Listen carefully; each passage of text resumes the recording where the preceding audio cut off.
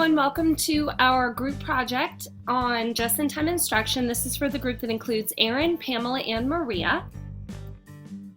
What is it? Just-in-time instruction is a teaching and learning strategy based on the interaction between web-based study assignments and an active learner classroom. The theoretical basis incorporates active learning approaches, provides structured opportunities for students to combine new and prior knowledge, and provides prompt feedback to all stakeholders, which includes teachers and students. Students complete web-based assignments which are due shortly before class. This gives teachers a chance to adjust their lesson plans, making classroom time into a problem-solving venue as opposed to a traditional lecture-based venue. Goals.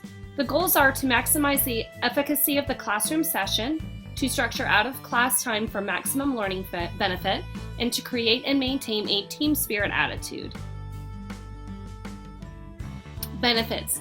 This provides an increased amount of student-to-student interaction, student-to-faculty interaction, and students study outside of class.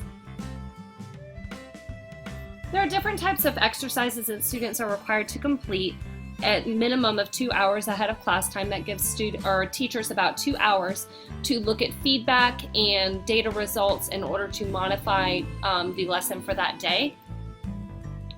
These four are warm-ups, puzzles, good fours, which are student essay responses, and weekly class news. These are all provided on a teacher-created online classroom. These are references. And next we will be covering the K-12 classroom, higher education, and corporate training and professional development. You will see how just-in-time instruction is used in all of those settings. Hello and welcome to the just-in-time instruction corporate training and professional development section. Just-in-time is basically having access to knowledge just when you need it. Some examples as an adult that you may come into contact with is walking down to a coworker's desk to ask for help, calling up to your mom to ask for a recipe, and not having to wait for a subject matter expert. In the real world, just-in-time is self-paced. A lot of companies have seen an increase of 57% of employees expect learning to be instantaneous as opposed to 3 years ago. Employees now want tips, info, and cheat sheets at their fingertips. It syncs more easily with busy schedules, especially in an education world where your role is constantly changing. And an example of this at anyone's fingertips, not just somebody in the education world, is massive online open courses known as MOOCs, where you can learn about a variety of subjects. They're self-paced on anything you want to know.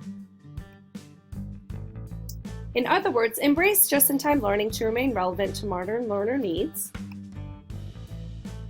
Some issues in trainings where just-in-time can really make a difference are that most trainings are independent and not implemented into strategic business plans. Almost all training is prevention-based and not current problem-based, which is a big problem in today's world. Just-in-time needs to be added to provide real value in a rapidly changing world. And training is done from outside entities, which actually hurts competition, because if you're using the same training methodology as your competition, then you're going to be having the same goals and you need to have an edge. So having someone in-house is much more profitable. Some more issues are managers are not able to focus on individual growth and learning for key employees. The audience is not involved in their own learning, which just-in-time really puts a base on experiential learning. Most people don't voluntarily go to trainings, and many trainees teach facts but not how to think and learn and apply those facts. Some challenges of just-in-time learning. Content experts can give wrong advice, misinformation, or methodology. It can be costly to develop based on the type of corporation that it is being instilled in.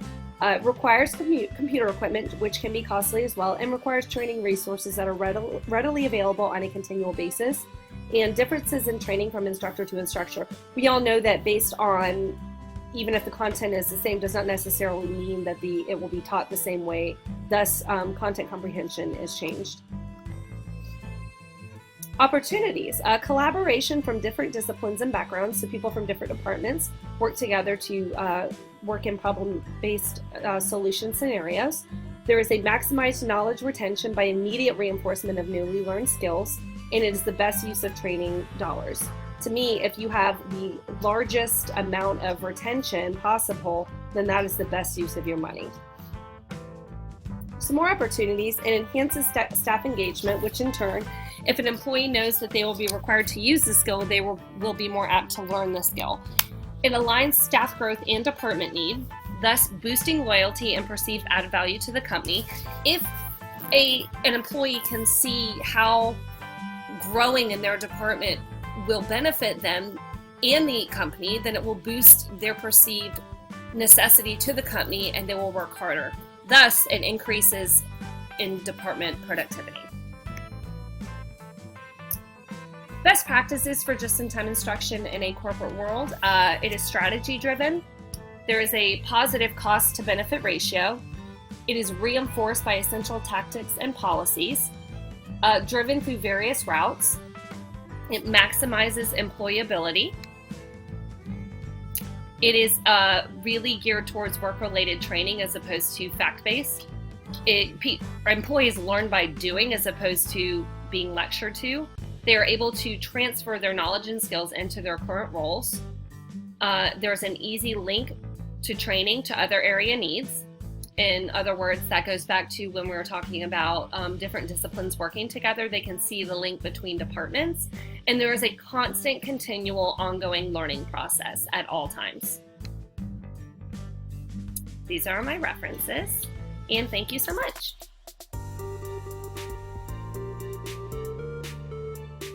Thank you, Erin, for that. Hi everyone, this is Pamela. I'm going to talk about designing just-in-time instruction for learners in higher education. How to apply just-in-time principles to meet the immediate needs of your students.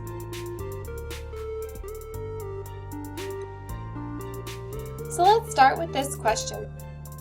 Is education just the transfer of information, or is it more than that? I'll let you take a moment to think. Of course it's something more. It's not only the transfer of information, it's the assimilation of information. How students make sense of it. The goal is to elicit that aha moment. So why just-in-time instruction? Information can quickly become obsolete. Why go to class when you can just Google it or watch a YouTube video? With current technology, today's students can easily access information from other sources.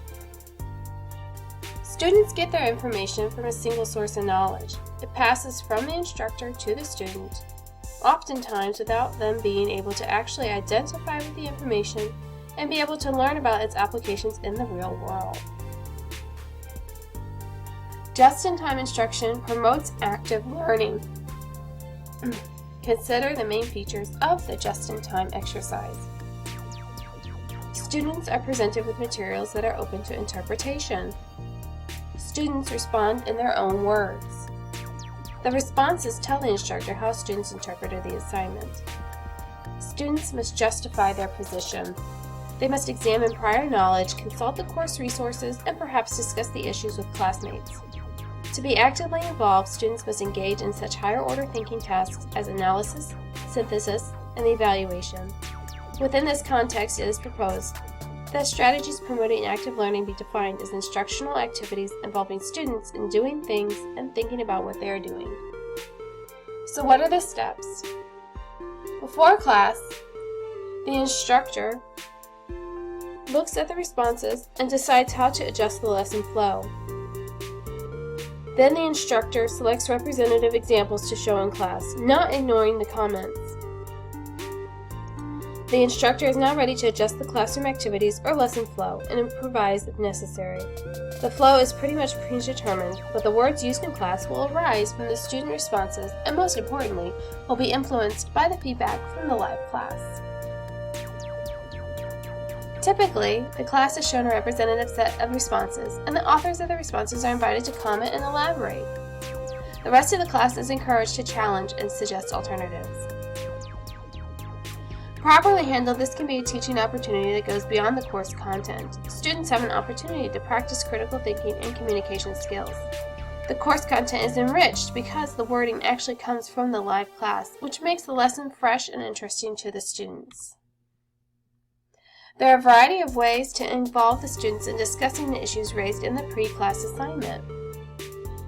Mini lectures, group activities, clicker voting activities, demonstrations, or forum discussions if you're teaching an online course. So here's your checklist of recommendations to make the just-in-time instruction effective. Let students know that just-in-time will be used regularly, how it works, and make clear what a quality response looks like. Keep it short and manageable. Use just-in-time questions on exams and use responses to and distractors. Also let just-in-time instruction count toward the final grade for effort. Make responses easy to submit and manage. Provide personal feedback as much as possible. Just-in-time instruction for higher ed can enrich your students' learning environment and help them become an active participant in their own learning process. Because as an instructor, you're doing so much more than just transferring information. Now I'll let you listen to what Maria has to say about using just-in-time instruction in K through 12.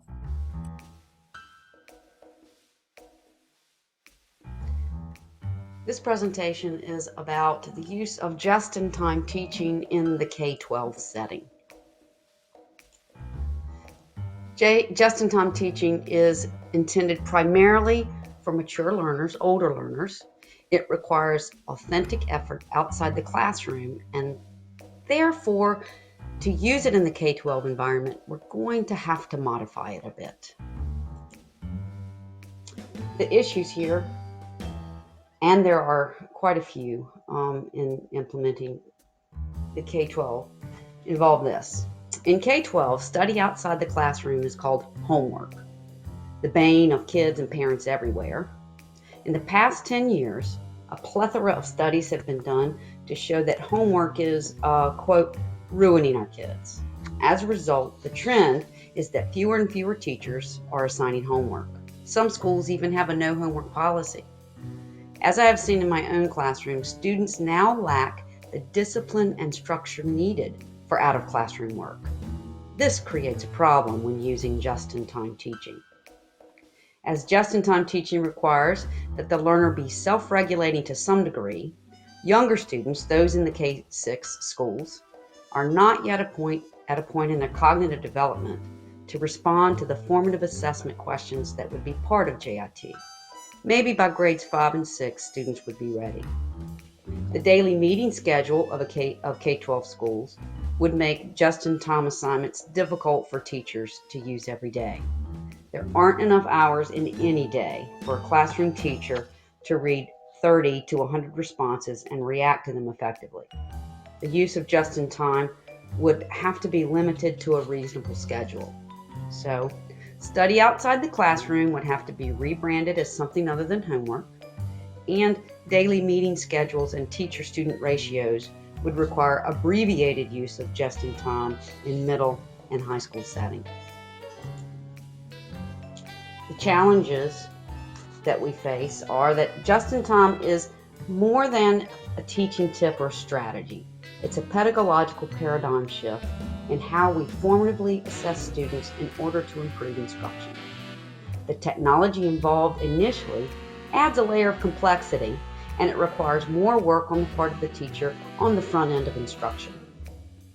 The challenges involved here are that the training of students to adapt to having more responsibility outside of the classroom, ensuring equal access to technology and internet outside of school for all students, parental support of a different kind of homework, and finally, currently there's very little research available that is branded K-12.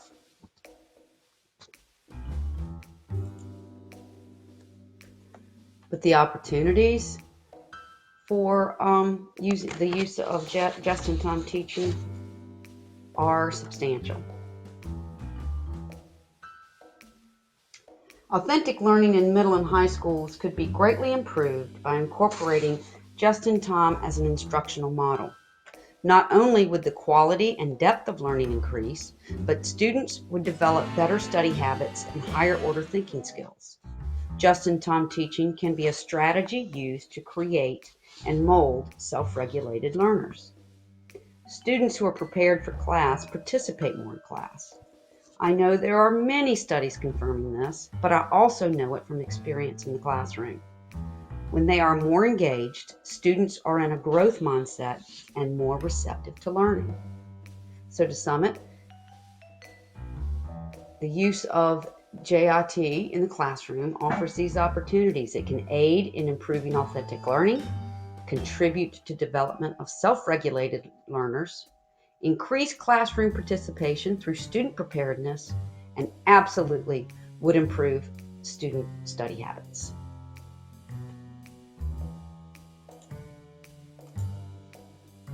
For best practice, there's not much literature out there on how to use JIT in the K-12 environment because the methods and strategies are targeted to older learners. However, as students should be able to participate in classrooms or workplace environments that will use JIT, it's a good idea to begin the process of training them in the methods. It would not be a stretch, as it involves teaching for higher order thinking. That's what we should be doing. The primary training would be to incorporate web-based technologies in their formative assessments. The teacher would then overtly model the use of the feedback. Students would begin to see and realize that this feedback is authentic, it's valued, and it's useful. Not much, if not all of this work would be done in the classroom for K-5. In the middle grades, periodic out-of-classroom responses using the web-based feedback would begin. Finally, in the upper levels, honors and AP classes, in honors and AP classes, the collegiate model would be introduced as these students would be expected to have greater responsibilities for out-of-classroom work. So, in K-5, we'd begin teaching the use of web-based feedback in the class. In the middle grades, we'd introduce periodic out-of-class feedback assignments, and in the high school level, we'd develop skillful use of web-based feedback assignments. There is a place for just-in-time teaching in the K-12 setting, but it must be modified in order to optimize its effectiveness. Thanks for listening.